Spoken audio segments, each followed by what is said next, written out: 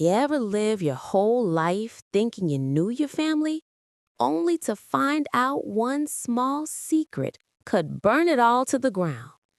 Well, baby, sit down, because what I'm about to tell you is not just a story, it's a confession. One I buried for over 30 years. My name's Eloise May Carter. Folks around town call me Miss Ellie.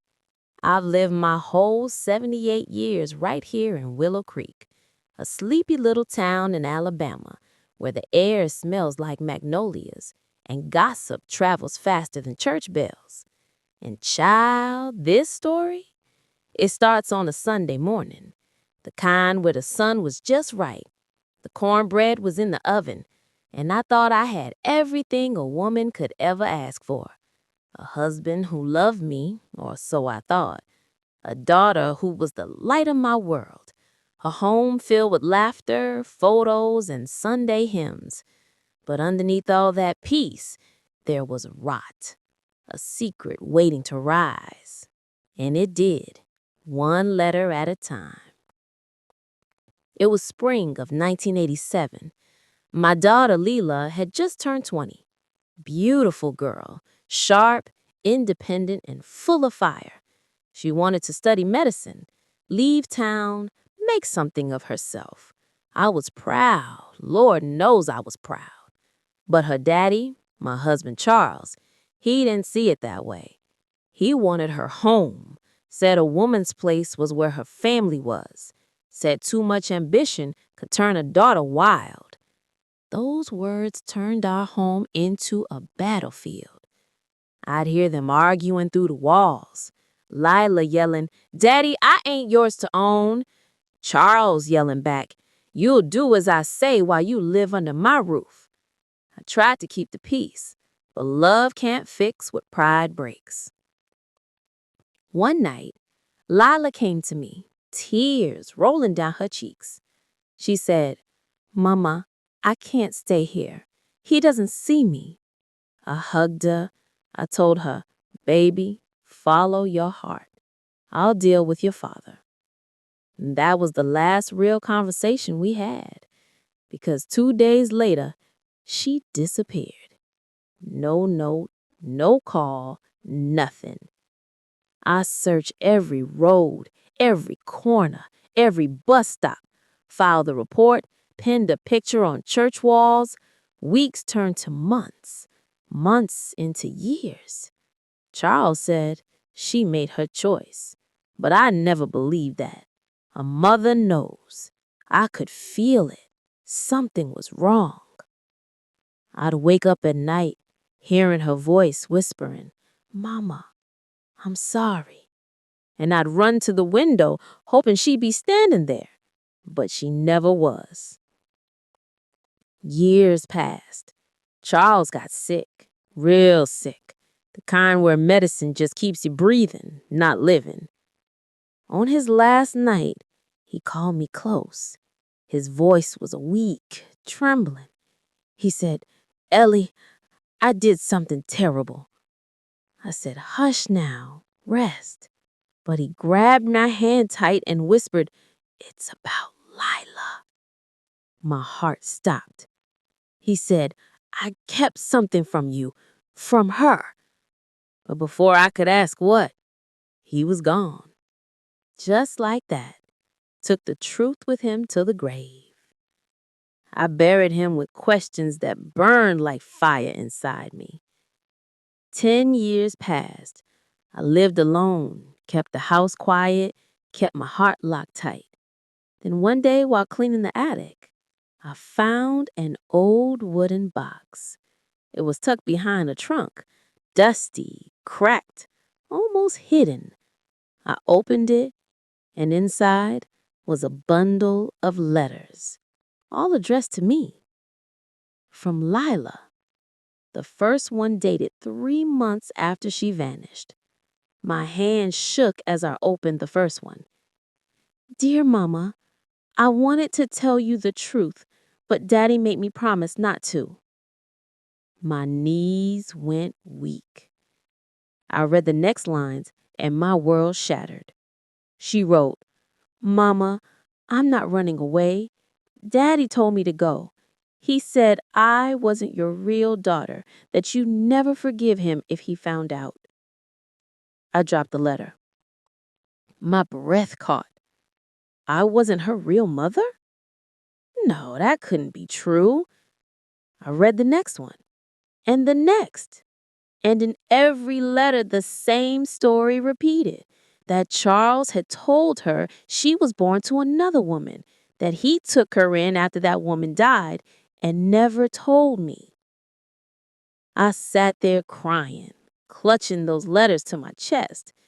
Every tear felt like another piece of my life falling apart. How could the man I love lie like that? How could he let me believe she was mine, then send her away to protect his lie? But it didn't end there. And the last letter, dated years later, she wrote, "Mama, I've come back to Willow Creek. I can't stay hidden anymore. But Daddy said if I ever told you, he'd ruin everything. So I'm leaving this letter with Miss Hattie. She says she'll keep it safe until you're ready." Miss Hattie was my neighbor back then. Sweet old lady. Died a few years after Charles. I never knew she'd been keeping this secret. I ran to her old house, now abandoned. The mailbox was rusted shut, but inside, under the porch loose board, I found something else. An envelope with my name. On the front it said, "For Ellie, when she's ready." Inside was a small photo. Lila, holding a baby boy. And a note. "Mama, his name is Samuel. He's your grandson. I wanted to bring him home, but I was scared. I hope one day he'll know you." I screamed, cried, laughed, all at once. That moment broke me open in ways I can't explain. My baby girl had a child, and I'd missed it all because of one man's lies. I searched for her, posted ads, reached out to anyone who knew her. Years passed with no answer. Then one day, I got a letter back from a woman in Georgia. She said, "Are you the Ellie Carter from Willow Creek? I think my mama wanted to find you." She sent a photo. It was her, Lila, older, but still her eyes, those same soft eyes that once looked at me with love. My hands trembled as I dialed the number on that letter. A young man answered. "Hello?" I said, "Baby, is this Samuel?" There was silence. Then a soft, broken voice said, "Granny, you finally found me." Lord, I cried so hard I thought my heart would stop. He told me Lila had passed away 2 years before. Cancer. She'd never stopped looking for me, but she didn't have the strength near the end. She told him, "Find her. Tell her she never blamed her." That boy came to visit 2 weeks later. When I saw him on my porch, same smile, same dimples, I fell to my knees. He hugged me and whispered, "She told me you'd smell like lilies." We sat for hours. He told me everything about how Lila worked 3 jobs, raised him alone, and never spoke a bad word about me or his grandfather.